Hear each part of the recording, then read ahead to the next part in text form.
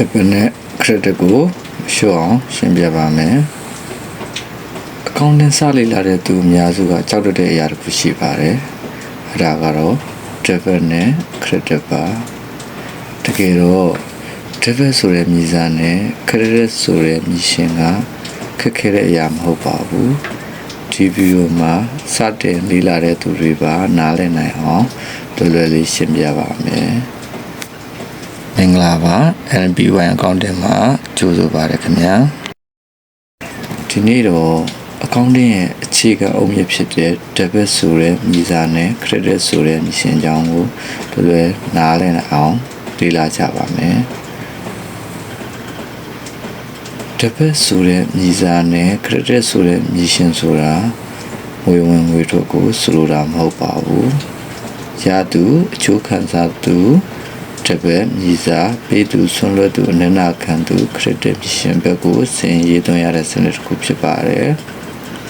အကောင့်ထဲမှာအကောင့်တစ်ခုရဲ့ဘယ်ဘက်ကို debit လို့ခေါ်ပြီးညာဘက်ကိုတော့ credit လို့ခေါ်ပါတယ် asset တွေတိုးလာရင် debit ဖြစ်ပါတယ် expand တိုးလာရင် debit ဖြစ်ပါတယ် library တိုးလာရင် credit ဖြစ်ပြီး revenue တွေတိုးလာရင်တော့ credit side မှာရေးသွင်းရပါတယ်ဥပမာလုပ်ငန်းစတင်ဖို့ငွေသား3သိန်းထည့်ထားတဲ့ဆိုပါစို့ cash asset တိုးလာလို့တစ်ပတ်မှာရေးသွင်းရပြီး capital လည်းတိုးလာတဲ့အတွက် credit မှာရေးသွင်းရပါတယ်ရုံးခန်း900ရန်က9000ပေးလိုက်တယ်ဆိုကြပါစို့ run expand တိုးလာတဲ့အတွက်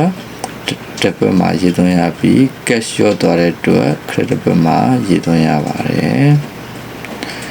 Debit entry system မှာ transaction တစ်ခုစီအတွက် debit နဲ့ credit ဟာပမာဏချင်းအမြဲတမ်းတူညီရပါမယ်။ဒါက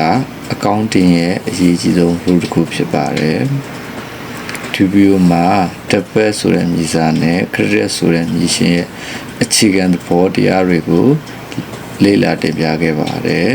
။ဒီကွန်းစင်ကိုနားလည်သွားရင် journal entry ကိုဆက်လေ့လာဖို့လွယ်ကူသွားမယ်လို့ထင်ပါတယ်။ဒီဗီဒီယိုကိုအသုံးဝင်နေဆိုရင် like and subscribe ပြုလုပ်ထားပေးပါလို့မေတ္တာရပ်ခံပါတယ်နောက်ထပ်ဗီဒီယိုမှာ channel entry ဆိုတာဘာလဲဆိုတာကိုလက်တွေ့ဥပမာတွေနဲ့ဆက်ပြီးရှင်းပြပေးသွားမှာဖြစ်ပါတယ်အားလုံးကိုကျေးဇူးတင်ပါတယ်ခင်ဗျာ